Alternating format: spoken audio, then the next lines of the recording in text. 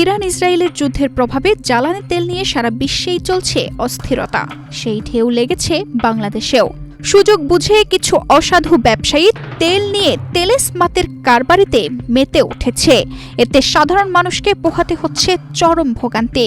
সরকারের দায়িত্বশীল মন্ত্রীরা বলছেন জ্বালানি তেলের যথেষ্ট মজুত রয়েছে। জ্বালানি প্রতিমন্ত্রী জানিয়েছেন এপ্রিল মাসের জন্য প্রয়োজনীয় তেল আছে, আপাতত দামও বাড়ছে না। তবে তাদের এসব বক্তব্য যে মানুষকে আশ্বস্ত করতে পারছে না তা পেট্রোল পাম্পগুলোর দিকে তাকালেই বোঝা যাচ্ছে। তেলের জন্য দীর্ঘ লাইনে ঘন্টার পর ঘন্টা চলছে অপেক্ষা।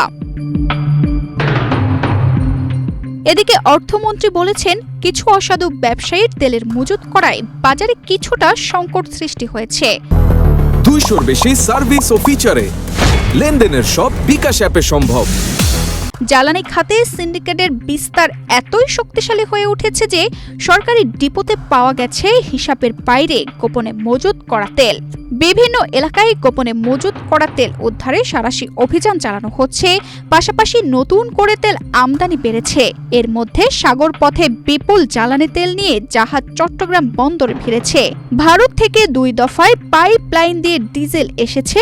তারপরও জ্বালানি তেল নিয়ে চলছে তোলপাড়। পাম্পগুলোতে জ্বালানি তেল বিক্রিতে তদারকি, জেলায় জেলায় তদারকি টিম গঠন, কিছু পাম্পে বিজিবি মোতায়েন এবং অসাধু ব্যবসায়ীর সিন্ডিকেটে কয়েকজন সদস্যর কাছ থেকে বিপুল জ্বালানি উদ্ধার করা হয়েছে।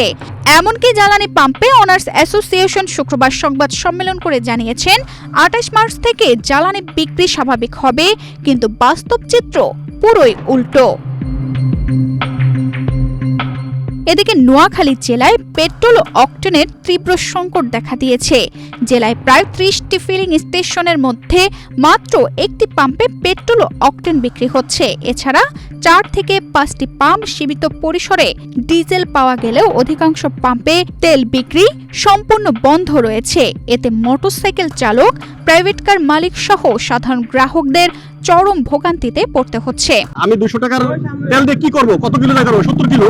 কিন্তু আমরা তো দৈনিক 100 কিলো গাড়ি চালাইতে হয়। আমরা 4-5 ঘন্টা দাঁড়িয়ে মাত্র 200 টাকার পাই। এই 200 টাকা দেখা গেছে অনেকে আসে সেই সুবর্ণচর থেকে, হাতিয়া থেকে আসে, আবার যাইতে যাইতে এটা শেষ হয়ে যায়। আসছে 200 টাকার নিচে, আবার যাইতে যাইতে শেষ। একমাত্র চালু থাকা পাম্পটির সামনে সকাল থেকেই দেখা গেছে দীর্ঘ যানজটের সারি। প্রায় 1 কিলোমিটার জুড়ে মোটরসাইকেল ও অন্যান্য যানবাহনের লাইন পড়ে যায়। কয়েক ঘন্টা অপেক্ষা করেও অনেক গ্রাহক পর্যাপ্ত তেল পাচ্ছেন না। কেউ কেউ মাত্র 200 থেকে 300 টাকার অকটেন নিয়েই ফিরে যেতে বাধ্য হচ্ছেন। যেখানে যে তেল নাই ওখানে সাইনবোর্ড দিয়ে রেখেছে তেল নাই। তো দুই একটা জায়গায় যেখানে তেল আছে সেখানেও তারা বলতেছে সংকট। এতে তো আপনাদের সরকারের ভাবমূর্তি নষ্ট করার জন্য আমার মনে হয় ফার্মগুলি যেই কাজগুলো করছে, এটা আসলে সরকার কিভাবে চিন্তা করবেন, আমরা কিভাবে এই থেকে মুক্তি পাই। তেল সংকটের কারণে অনেকেই জরুরি কাজে বের হতে পারছেন না। বিশেষ করে মোটরসাইকেল চালকদের মধ্যে ক্ষোভ ও হতাশা দেখা গেছে। গ্রাহকদের অভিযোগ, ঘন্টার পর ঘন্টা লাইনে দাঁড়িয়ে থেকেও কাঙ্ক্ষিত পরিমাণ তেল মিলছে না।